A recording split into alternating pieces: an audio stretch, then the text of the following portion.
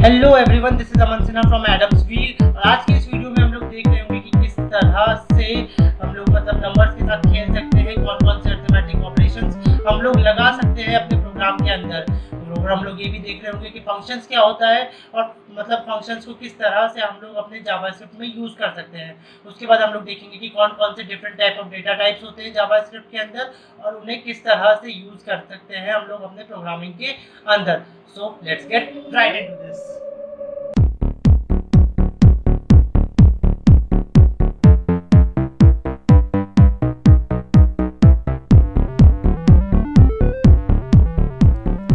ठीक है, तो नंबर्स पर डिस्कशन शुरू करते हैं। यार लास्ट वीडियो में हम लोगों ने वेरिएबल्स के बारे में देखा था कि वेरिएबल्स क्या होता है। मैंने बताया था कि वेरिएबल्स एक कंटेनर की तरह मान सकते हो जिसमें हमने कोई वैल्यू स्टोर कर दी। नंबर्स भी कुछ इसी टाइप का होता है, बस हम उन वैल्यूज़ को न्यूमेरिकल फॉर्म में स्टोर करते हैं। मैं बताता हूँ कैसे करते हैं। ठीक है, स्क्रीन में ठीक है, मैं यहाँ पर जा कर के एक नई फाइल अपनी बना लूँगा, to_script.js। ठीक है, script.js, और मैं इसको अपने index.html में इंपोर्ट करा लेता हूँ। तो जो script.js आ रखा था मैं इसको रिप्लेस कर देता हूँ to_script से। ठीक है, और मैं अपने इस index.html को ब्राउज़र में खोल लेता हूँ, जो मैंने बताया था लास्ट वीडियो में कि कॉपी पाथ करेंगे तो वो हम लोग उसको URL में पेस्ट करके खोल सकते हैं किसी भी ब्राउज़र में। तो मैं उसको खोल लेता हूँ, यहाँ पर मैं URL में पेस्ट कर दिया एंड ये खुल गया। ठीक है, तो अभी तक हम लोगों ने कुछ भी स्क्रिप्ट में नहीं, स्क्रिप्ट की सेकंड फाइल में कुछ भी नहीं लिखा है, तो अभी कुछ भी प्रिंट नहीं हो रहा होगा कंसोल में। दिखा देता हूँ मैं। ठीक है, तो अभी कुछ भी प्रिंट नहीं हो रहा है। ठीक है, नंबर्स जैसे कि अब मुझे कोई नंबर डिक्लेयर करना है अपने इसके जावास्क्रिप्ट की फाइल में, तो वो ऐसे करते हैं कि मैं एक वैर जैसे कोई भी वेरिएबल मान लिया a इक्वल्स टू लेट्स से 51। तो ये जो 51 है वो मेरा एक वेरिएबल है जो कि एक नंबर के फॉर्म में स्टोर हो गया है, जो कि मेमोरी में एक नंबर के फॉर्म में स्टोर हो गया है। अब हम इस पर्टिकुलर 51 नंबर पे जितने भी अर्थमेटिक ऑपरेशंस लग सकते हैं हम वो सारे लगा देते हैं। जैसे कि मैं कुछ एग्जांपल देता हूँ, जैसे कि लॉग, अगर मैं कंसोल लॉग a करूँ तो वो मुझे a प्रिंट करके दे देगा। जैसे यहाँ पर मैंने रिफ्रेश किया तो देखिए यहाँ पर ये 51 प्रिंट हो गया। इसके बाद अगर मैं यहाँ पर जैसे कि मुझे मान लीजिए कि इस नंबर को 1 से इंक्रीमेंट या मान लीजिए 10 से इंक्रीमेंट करना है, तो लेट से मैं a इक्वल्स टू a+10 कर दूंगा। इसका क्या मतलब हुआ कि यार a जो मेरा जो नया वाला वैल्यू है उसको पुराने वाले वैल्यू में 10 जोड़ के रिप्लेस कर दो। मतलब पुराने वाले a में 10 जोड़ दो और उसको नए वाले वैल्यू के साथ रिप्लेस कर दो। इक्वल्स का मतलब इक्वल जो होता है वो अपना हमारा असाइनमेंट ऑपरेटर होता है और वो एक वैल्यू प्रोवाइड करा देता है किसी और वैल्यू, मतलब किसी वेरिएबल को। तो मैंने एक a लिया और a को मैंने बोला कि यार इसकी वैल्यू चेंज करके a+10 कर दो। ठीक है, तो अब जैसे अब मैं अगर प्रिंट कराऊँगा, एक सेकंड, अब अगर मैं प्रिंट कराता हूँ a, तो ये मेरा 61 प्रिंट होगा। देखिए 51 इस वाले कंसोल लॉग जो पहले मैंने लाइन नंबर 2 पे, यहाँ पे भी दिखा रहा है स्क्रिप्ट JS2, इसका मतलब है कि लाइन नंबर 2 पे जो मेरा कंसोल लॉग है उस वजह से 51 प्रिंट हो रहा है, और स्क्रिप्ट JS5 यानी लाइन नंबर 5 पे जो मेरा कंसोल लॉग है उस वजह से 61 प्रिंट हो रहा है। हम लोग जैसे 1 अगर इंक्रीमेंट करते हैं, अब a is equals to a+1 अगर मैं करता हूँ तो ये मुझे 62 दे देगा। सेम ये मुझे 62 दे देगा। ठीक है, देखिए एक बार यहाँ पर ये देखिए 62। तो आप लोग नंबर्स को किस तरह से इंक्रीमेंट करना है ये समझ ही गए होंगे। मैं एक बार डिक्रीमेंट करके भी दिखा देता हूँ। लेट्स से अगर मैं यहाँ पर a is equals to let's say a-1 कर देता हूँ तो ये मुझे यहाँ पर अगेन 61 दे देगा, क्योंकि 62 अभी मेरा a का वैल्यू 62 हो गया है, और जैसे ही मैं उसको 1 से डिक्रीमेंट करूँगा तो ये मुझे 61 दे देगा। ठीक है, देखिए again 61, script JS10 10th line वाले कोड के वजह से मुझे 61 प्रिंट हो रहा है। ठीक है, ये तो हुए कुछ तरीके। अब मुझे 1 से इंक्रीमेंट और 1 से डिक्रीमेंट कराने के कुछ फैंसी तरीके भी हैं। जैसे कि मैं एक बार इसको कंसोल लॉग कर लेता हूँ, मैं बस अपना वेरिएबल रहने देता हूँ, सॉरी मैं इसको कमेंट आउट कर देता हूँ और मैं अपना वेरिएबल रहने देता हूँ। इन सबको एक साथ कमेंट आउट करने के लिए कंट्रोल/ यूज़ किया है मैंने, कंट्रोल/। ठीक है, तो आप लोग भी यूज़ कर सकते हैं। विजुअल स्टूडियो कोड का ये शॉर्टकट है, ये मोस्ट प्रोबेबली बाकी में वैलिड नहीं होगा, पर ये विजुअल स्टूडियो कोड में वैलिड है। ठीक है, इससे मैंने ये जो कोड है ह्यूमन रीड के लिए, ये इसको कंप्यूटर इग्नोर कर देगा, इसको कंप्यूटर इग्नोर कर देगा और आगे बढ़ जाएगा। तो अभी मैंने इसको ह्यूमन रीड के लिए कर दिया। अब देखते हैं कि जैसे कि मुझे A++ लिखा मैंने, ठीक है, तो A++ का क्या मतलब हुआ कि यार A को 1 से बढ़ा दो। A++ यानी इंक्रीमेंट ऑपरेटर है अपना, और इसने क्या किया कि यार A को 1 से बढ़ा दिया। तो अगर मैं अब कंसोल लॉग A करूँगा, अगर मैं अब console.log A करूँगा तो ये मुझे देखिए 52 प्रिंट करके दे देगा। क्यों? क्योंकि यार मेरा A का वैल्यू क्या था 51, और जैसे ही मैंने इसको A से इंक्रीमेंट किया तो ये मुझे 52 प्रिंट करके दे दिया। क्योंकि A++ का क्या मतलब होता है, 1 से इंक्रीज़ कर दो, 1 से इंक्रीज़ कर दो। ठीक है, तो यार ये तो हुआ मेरा। अब जैसे मुझे 1 से डिक्रीज़ करना है तो मैं क्या यूज़ करूँगा, सिंपल, इट इज़ A-। ठीक है, A-, कर दिया। अब जैसे वापस मैं अगर लॉग करूँ और मैं A प्रिंट कराता हूँ, मैं इसको एक बार के लिए कमेंट आउट कर देता हूँ। कमेंट आउट का मतलब मैंने बताया कि ये कोड ह्यूमन रीड के लिए है, इसको कंप्यूटर इग्नोर कर देगा। तो अब मैं जैसे A कराता हूँ और इसको मैंने सेव किया और यहाँ पे मैंने रिफ्रेश किया तो देखिए 50 प्रिंट करके दे रहा है, 50 प्रिंट करके दे रहा है। 50 का मतलब क्या हुआ यार, A मेरे पास पहले मेरे कंटेनर में A स्टोर था 51 में, और जैसे ही मैंने उसको 1 से डिक्रीज़ किया तो वो मेरा अब 50 हो गया। 51 - 1 दैट इज़ 50। तो यार A-, डिक्रीमेंट ऑपरेटर होता है और ये 1 से डिक्रीज़ कर देता है। ठीक है, इसकी ये तो हो गया प्लस और माइनस की, किस तरह से मुझे प्लस या माइनस करने हैं। इसके अलावा जैसे कि मान लीजिए मैंने एक नया वेरिएबल बनाया, लेट से वेरिएबल नम, और इसको मैंने 10 दे दिया। ठीक है, इसको मैंने 10 वैल्यू प्रोवाइड करा दी नम वेरिएबल नम को। अब मुझे जैसे कि मल्टीप्लिकेशन, डिवीजन कुछ भी करना हो तो मैं वो सब कर सकता हूँ। जैसे कि मैं आपको करके दिखाता हूँ। अगर मुझे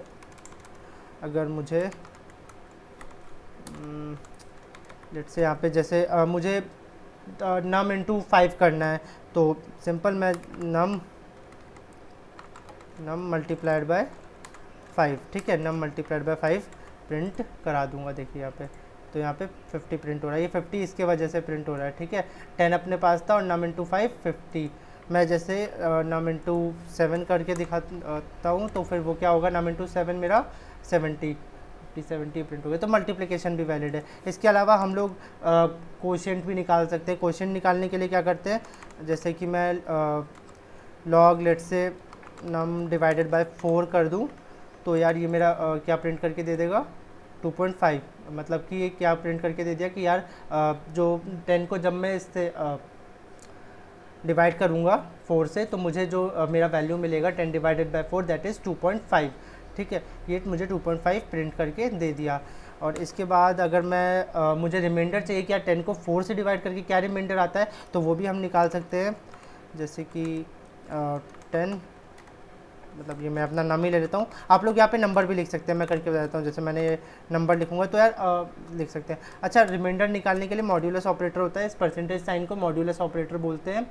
और अगर मैं 10 मॉड्यूलस 4 करूँगा तो ये मुझे 2 प्रिंट करके दे देगा। मतलब अगर मैं 10 को 4 से डिवाइड करूँगा तो 2 आ जाएगा। और हाँ, सही बात है, क्योंकि 4 मल्टीप्लाई बाय 2 8 होता है, और जब 8 10 से माइनस होगा तो 2 आ जाएगा। तो बिल्कुल सही, अपना हमारा रिमाइंडर भी बिल्कुल सही हो रहा है। तो यार ये कुछ ऑपरेशंस थे, अर्थमेटिक ऑपरेशंस, जो कि हम अपने प्रोग्रामिंग के दौरान यूज़ कर रहे होंगे। हम लोग इनके अलावा और भी कई चीज़ें देखेंगे, और भी कुछ अर्थमेटिक ऑपरेशन जो हमारे बीच में प्रोग्रामिंग के वक्त आएंगे, हम लोग उन्हें तब सीख लेंगे। एक्सपीरियंस के दौरान हम लोग को वो आ जाएगा।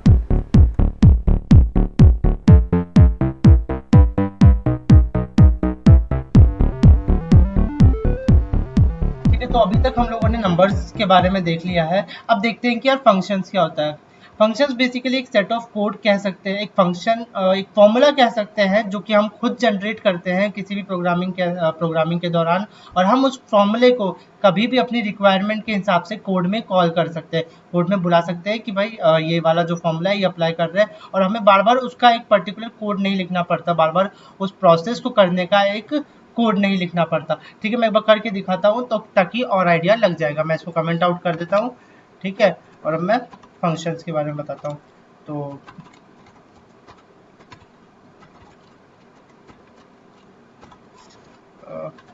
ठीक है, फंक्शंस, तो अब जैसे कि मैं एक फंक्शन डिफाइन कर देता हूँ, तो फंक्शन को जावास्क्रिप्ट में डिफाइन करने का तरीका होता है कि सबसे पहले हम लोगों को लिखना होता है फंक्शन। इससे डिटेक्ट कर लेगा कि अब आगे जो भी लिखा हुआ है वो एक जावास्क्रिप्ट के अंदर एक फंक्शन है, ठीक है। और मैं अपने फंक्शन का नाम दे देता हूँ लेट्स से फन। और अभी इसके अंदर मैं कोई भी पैरामीटर पास नहीं करा रहा हूँ, मैं एक एग्जांपल ऐसा भी दूंगा जिसके अंदर हम लोग पैरामीटर पास करा रहे होंगे। और मैं यहाँ पे लिख देता हूँ let's say alert hello, let's say hello Aman, ठीक है। हेलो अमन मैंने प्रिंट करा, अलर्ट करा दिया। अलर्ट से क्या होता था, मैंने बताया था कि वेब पेज आपको अगर कुछ शो कराना चाह रहा है तो वो आपको एक अलर्ट देगा, ठीक है। अगर वेबसाइट को शो कराना चाह रहा है तो वो ऊपर से एक अलर्ट देगा, ये लिखा हुआ कि दिस पेज सेज। मैं अब इसको रिफ्रेश करता हूँ तो कुछ भी नहीं हुआ, ठीक है। कुछ भी इसलिए नहीं हुआ क्योंकि यार अभी तक अपन ने हम लोगों ने खाली ये फंक्शन को क्रिएट किया है, ठीक है। अभी तक हम लोगों ने खाली इस फंक्शन को क्रिएट किया है, लेकिन हम लोगों ने इस फंक्शन को कहीं पर यूज़ नहीं किया है। उसके लिए हमें इस फंक्शन को कॉल करना होगा। और देखिए कॉल कैसे करते हैं, अम, देखिए कॉल कैसे करते हैं।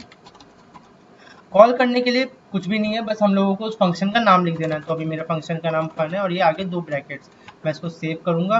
और जैसे ही मैं रिफ्रेश करूंगा देखिए दिस पेज सेज हेलो अमन। ऐसा इसलिए हुआ क्योंकि मैंने इस फंक्शन को कॉल किया, और जब मैंने इस फंक्शन को कॉल किया तो इस फंक्शन के अंदर अलर्ट हेलो अमन हो रखा था, ठीक है। ओके कर देते हैं। तो यार ये एक बहुत ही बेसिक सा एग्जांपल हुआ फंक्शन का, ठीक है। एक और एग्जांपल देखते हैं जिससे कि और आइडिया लग जाएगा। मैं इसको कमेंट आउट कर देता हूँ और अब देखते हैं। मैं एक और फंक्शन बना लेता हूँ, लेट से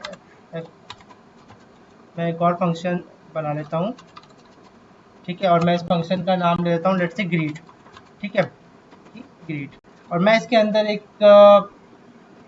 ठीक है, मैं इसके अंदर एक नेम लूँगा पैरामीटर, ठीक है। मैं इसके अंदर एक पैरामीटर नेम लूँगा, या फिर नेम रहने देते हैं, नेम की अभी ज़रूरत नहीं पड़ेगी। मैं वो पैरामीटर वाला अभी अगला एग्जांपल दिखाऊंगा। मैं अभी दूसरा एग्जांपल पे देखते हैं, ठीक है। तो अब जैसे कि ठीक है, मैं एक प्रॉम्प्ट ले लेता हूँ, प्रॉम्प्ट प्रॉम्प्ट और मैं इसके अंदर, ठीक है, व्हाट इज़ योर नेम। मैं एक नेम प्रॉम्प्ट ले लेता हूँ और इसको मैं एक वेरिएबल में सेव करा देता हूँ नेम। ये हम लोगों ने लास्ट क्लास में देखा था कि किस तरह से ये प्रॉम्प्ट लेते हैं और इसको किसी तरह से एक वेरिएबल या फिर एक उसके अंदर स्टोर करा सकते हैं, ठीक है। वेरिएबल पहले से ही एक चीज़ है, तो मैं एक काम करता हूँ यहाँ पर नेम ना लेकर के लेट से कैपिटल एन करके देखते हैं। कैपिटल एन करके शायद बैठ जाए, हाँ ठीक है। कैपिटल एन नहीं होता है तो ये एक्सेप्ट कर लेगा, ठीक है। तो वैर नेम लेते हैं, वैर मैं वैर नेम के अंदर इसे स्टोर करा देता हूँ, ठीक है, ठीक है। वैर मतलब वेरिएबल मैं असाइन कर रहा हूँ इसको, और मुझे अब ये नेम चाहिए। तो मैं जैसे कि लॉग कंसोल लॉग करा दूंगा, console log let's say hello plus name, ठीक है, हेलो प्लस नेम। और मैं जैसे ही इसको अब करता हूँ, ठीक है। अब देखिए मैं जैसे यहाँ पे फंक्शन कॉल कर रहा हूँ, तो मेरा फंक्शन क्या है, ग्रीट। तो ये मैंने ग्रीट कॉल कर दिया। तो अब जैसे ही मैं इसको पेज को रिफ्रेश करूंगा तो देखिएगा क्या होगा कि यार ये मुझसे पूछ रहा है व्हाट इज़ योर नेम। तो लेट से मैं अपना नाम डाल देता हूँ अमन, ओके। तो हेलो अमन, अच्छा ठीक है, ये हेलो अमन साथ साथ में आ गए। तो एक काम करते हैं, यहाँ पर एक प्लस लगा के मैं स्पेस प्रोवाइड कर देता हूँ, ठीक है। इस चीज़ को क्या बोलते हैं यार, स्ट्रिंग कॉन्कैटिनेशन, स्ट्रिंग कॉन्कैटिनेशन बोलते हैं इस चीज़ को, ठीक है। स्ट्रिंग कॉन्कैटिनेशन इस की मतलब मुझे अगर दो या तीन या बहुत सारे स्ट्रिंग्स को जोड़ना है तो वो कैसे जोड़ सकते हैं, तो उसको क्या बोलते हैं, स्ट्रिंग कॉन्कैटिनेशन, ठीक है, स्ट्रिंग कॉन्कैटिनेशन, ठीक है। तो ये हुआ स्ट्रिंग कॉन्कैटिनेशन। इसके बाद जैसे हम लोग एक और एग्जांपल डिस्कस करते हैं जिसमें हम लोग पैरामीटर कॉल कर रहे होंगे। तो लेट्स से कि मैं एक फंक्शन बना लेता हूँ सम का, काम करते हैं, मैं एक फंक्शन बना लेता हूँ सम का, कि यार दो डिजिट्स लेने हैं उनका सम निकालना है।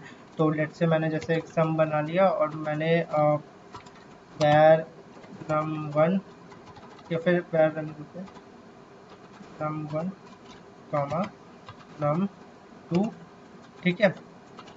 और मुझे लेट से मुझे अपने लॉग कंसोल लॉग में प्रिंट कराना है, ठीक है। एक minute, console dot log let say मुझे प्रिंट कराना है नम वन प्लस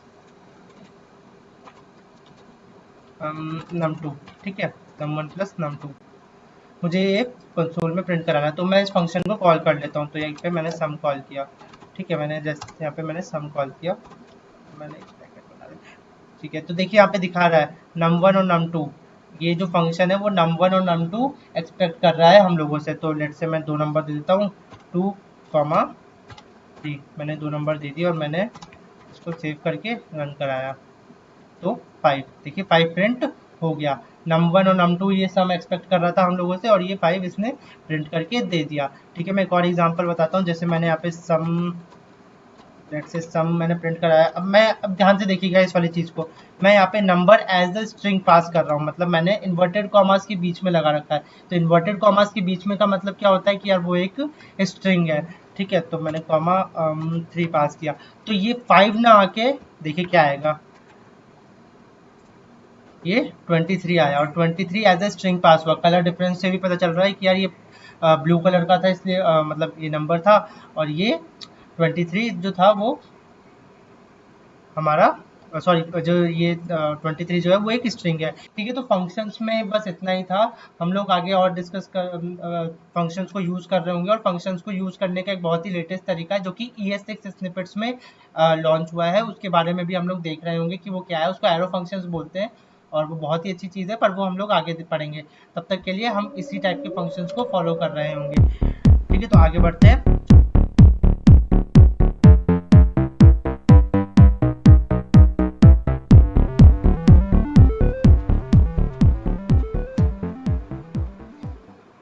ठीक है, तो अभी तक हमने फंक्शंस के बारे में पढ़ लिया। अब देखते हैं कि डेटा टाइप्स क्या होता है।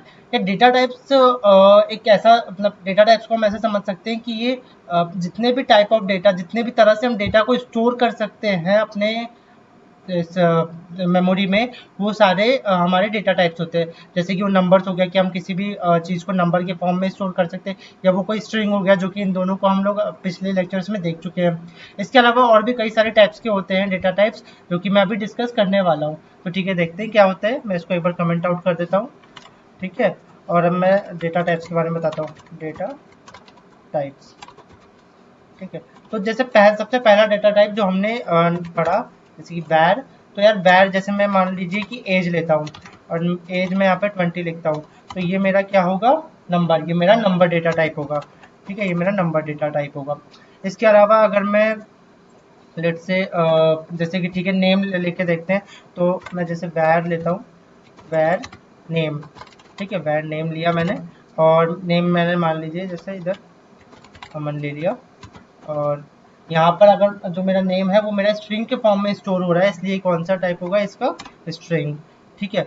इसके बाद आता है हम लोगों को मान लीजिए कि एक सेट ऑफ नेम अपने पास रखना है, जैसे कि किसी का आदमी का नाम है, जैसे मेरा नाम अमन सिन्हा है, तो मेरा फर्स्ट नेम अमन है और मेरा सेकंड नेम सिन्हा है। मुझे ये दोनों चीज़ अलग अलग स्टोर करनी है मेरे डेटा में, तो वो मैं कैसे करूँगा, देखिए जैसे मैं यहाँ पे लिखूँ, लेट्स से वैर, ठीक है, वैर, और मैं लिखता हूँ यहाँ पर ठीक है, जैसे माय नेम कर देता हूँ इसको, क्योंकि अपना एक माय बन गया है। तो जैसे मैं माय नेम करूँ इसको, और मैं यहाँ पे लिख देता हूँ, यहाँ पे ध्यान से देखिएगा इस चीज़ को, इसको ऑब्जेक्ट बोलते हैं, ठीक है। मैंने 2 कर्ली ब्रेसेस लगाए, और मैं अभी एक चीज़ डिक्लेयर कर रहा हूँ फर्स्ट, और फर्स्ट में मैं अपना स्टोर कर रहा हूँ, यहाँ पे मैंने फिर सेमी कॉलन लगाया, और फिर मैं स्टोर कर रहा हूँ अमन, ठीक है, और फिर कॉमा लगा करके लास्ट मैंने लिखा, और लास्ट में मैं स्टोर कर रहा हूँ सिन्हा, ठीक है। तो ये मेरा जो अब मेरा फर्स्ट नेम और मेरा लास्ट नेम अलग अलग स्टोर हो चुका है। मतलब अगर मैं ऐसे करूँ, देखिए जैसे मैं यहाँ पे कंसोल लॉग अगर मैं करता हूँ, my name dot first, my name dot first, तो ये मुझे मेरा नेम का फर्स्ट वाला पार्ट यानी अमन प्रिंट करके दे देगा। देखिए मैं करके दिखाता हूँ, जैसे मैंने इसको सेव किया और मैंने रिफ्रेश किया, तो अमन प्रिंट हो रहा है, अमन प्रिंट हो रहा है। इसका मतलब क्या हुआ कि मेरा माय नेम जो वेरिएबल है उसका जो फर्स्ट वाला पार्ट है, जो फर्स्ट हिस्सा है, वो मेरा प्रिंट करके दे दिया। इसको क्या बोलते हैं, इसको बोलते हैं ऑब्जेक्ट्स, इसको बोलते हैं ऑब्जेक्ट्स। और ये सेम चीज़ जब हमारी पाइथन प्रोग्रामिंग लैंग्वेज में रहती है, तो उसको क्या बोलते हैं, उसको उसको बोलते हैं डिक्शनरी, ठीक है, उसको बोलते हैं डिक्शनरी, अगर ये सेम मेरे पाइथन प्रोग्रामिंग लैंग्वेज में आ जाती है तो इसको मैं एक बार के लिए हटा देता हूँ। और अब जैसे आप देखते हैं कि वैर मेरा, अगर मैं मान लीजिए जैसे मैं बूलियन क्या होते हैं, तो मान लीजिए कि अगर मैं ट्रुथ है, कोई चीज़ मेरी ट्रुथ है, ठीक है, और मैं उसको फॉल्स बता रहा हूँ, तो वो मेरा ठीक है। तो ये फॉल्स जो है, ये देख रही है, ये अपन अगर फॉल्स कहीं और यूज़ कर रहे होंगे तो वो हमारा नहीं एक्सेप्ट करेगा। क्यों नहीं एक्सेप्ट करेगा? क्योंकि फॉल्स पहले से ही एक डिफाइंड कीवर्ड है जावास्क्रिप्ट के अंदर, ठीक है। पहले से एक डिफाइंड, इसलिए देखिए पर्पल कलर का आ रहा है। तो मैंने क्या किया है, अपने ट्रुथ को फॉल्स से रिप्लेस कर दिया। इसका क्या मतलब हुआ कि जो भी सही चीज़ होगा उसको गलत मानना है। मैंने अपने प्रोग्राम को ऐसा बता रहा हूँ। तो ये चीज़ होती है बूलियन, इसको बोलते हैं बूलियन, ठीक है, इसको बोलते हैं बूलियन। इसके अलावा आता है, अब जैसे मैं एक और एग्जांपल लेता हूँ, जैसे वेर मान लीजिए कि मुझे एक लिस्ट बनाना है, मुझे एक लिस्ट बनाना है, एक सेट ऑफ ऑब्जेक्ट्स बनाना है। तो इसको कैसे करते हैं, इसको जैसे ग्रॉसरीज कर लिया, ठीक है। मैंने जैसे ग्रॉसरीज का स्पेलिंग शायद यही होता होगा, CERIS, ग्रॉसरीज। स्पेलिंग का मुझे ध्यान नहीं है, पर ठीक है। तो ग्रॉसरीज, अब मान लीजिए कि मुझे जैसे एप्पल खरीदना है, मुझे मान लीजिए ठीक है, मुझे एप्पल खरीदना है, मुझे बनाना खरीदना है, उसके बाद मुझे ठीक है, ये बीच में कॉमा आएगा, दो दो अलग अलग ऑब्जेक्ट्स के बीच में कॉमा आएगा। इसके बाद मुझे दो अलग अलग इनके, मतलब जो इस लिस्ट के अंदर जो ऑब्जेक्ट्स हैं उनके बीच में कॉमा आएगा। इसके बाद जैसे मेरा बनाना हुआ, फिर उसके बाद मैंने ऑरेंज, ठीक है। तो और मान लीजिए पाइनएप्पल ले लिया, पाइनएप्पल, तो मैंने पाइनएप्पल ले लिया। तो यार ये ग्रॉसरीज का जो मैंने लिस्ट बनाया है, इसको जावास्क्रिप्ट में बोलते हैं एरे, इसको जावास्क्रिप्ट में बोलते हैं एरे, ठीक है। इसको पाइथन में लिस्ट भी बोलते हैं, पर इसको जावास्क्रिप्ट में एरे बोलते हैं, और हम लोग एरे ही बोल रहे होंगे। फिर इसके बाद अगर मैं जैसे कि मान लीजिए मैंने जैसे एक नॉर्मल रैंडम लिखा, ठीक है, नॉर्मल रैंडम लिखा, और मैंने इसको कुछ भी डिफाइन नहीं किया है, कुछ भी नहीं दिया है, मैंने इसके बारे में कुछ भी नहीं कहा है, और मैंने अपने प्रोग्राम को नहीं बताया कि ये क्या चीज़ है, तो ये अनडिफाइंड प्रिंट कर देगा, ये अनडिफाइंड प्रिंट कर देगा, ठीक है। ठीक है, अब इसके बाद एक और आता है, जैसे कि ठीक है, हाँ, जैसे वैर, अगर मुझे पहले ही बता देना है कि जो भी वेरिएबल है, जो मैंने बताया ना, वेरिएबल जो होता है वो कंटेनर होता है, अगर मैं उसको पहले ही बता दूं कि तुम्हारा जो कंटेनर है वो पहले से ही खाली है, तो उस चीज़ को कैसे लिखते हैं? अच्छा, उसको जीरो से नहीं कर सकते कि यार तुमने वैर मतलब वेरिएबल में जीरो डाल दिया, तो जीरो भी यार एक मेमोरी में एक जगह ले रहा होगा। लेकिन मुझे एक एम्प्टी मेमोरी क्रिएट करनी है, एक एम्प्टी मेमोरी, जो मुझे पता है कि मैं फ्यूचर में उसको भर रहा हूँ किसी चीज़ से, या किसी नंबर से, किसी स्ट्रिंग से, किसी भी चीज़ से। तो मुझे एक एम्प्टी वेरिएबल या एम्प्टी मेमोरी क्रिएट करनी होगी, और वो कैसे करते हैं देखिए। जैसे मैंने बैड नथिंग ले लेता हूँ, इसका नाम है नथिंग, कि यार इसमें कुछ भी नहीं है, और नथिंग को मैं लिख देता हूँ नल, ठीक है, नथिंग को मैं लिख देता हूँ नल, ठीक है। तो ये जो नल है मेरा, इससे वो एक एम्प्टी मेमोरी क्रिएट हो जाएगी। इस नल को देखिए, ये पर्पल कलर का है इसलिए क्योंकि ये यार ये भी प्री डिफाइंड कीवर्ड है जावास्क्रिप्ट के अंदर, ठीक है। तो अब ये भी हो गया, और इसको हम लोग क्या बोलते हैं, इसको बोलते हैं, तो ये भी एक डेटा टाइप ही है जावास्क्रिप्ट के अंदर। तो यार हम लोगों ने डेटा टाइप डिस्कस कर लिया। आज के लेक्चर में हम लोग बस इतना ही करेंगे। अभी तक हम लोगों ने क्या क्या हम लोगों ने डिस्कस किया। सबसे पहले हम लोगों ने नंबर्स के बारे में पढ़ा और अर्थमेटिक ऑपरेशंस के बारे में पढ़ा, कि जावास्क्रिप्ट के अंदर कौन कौन से अर्थमेटिक ऑपरेशंस लग रहे होते हैं। उसके बाद हम लोगों ने देखा कि यार फंक्शंस क्या होता है, फंक्शंस में हम लोग किस तरह से पैरामीटर बुला सकते हैं, फंक्शन कॉल क्या होता है, ये सब हम लोगों ने देखा। उसके बाद हम लोगों ने देखा कि डेटा टाइप्स क्या होते हैं, और अलग अलग टाइप के डेटा टाइप्स हम लोगों ने डिस्कस कर लिए। ज़्यादातर यूज़ होने वाले डेटा टाइप्स इतने ही होते हैं। इसके अलावा अगर होंगे तो हम लोग बीच बीच में जब आगे के लेक्चर्स के दौरान उनको भी कवर कर लेंगे। ऑलराइट, तो आज के लिए बस इतना ही, ठीक है। तो स्टे सेफ, स्टे होम, और बाय।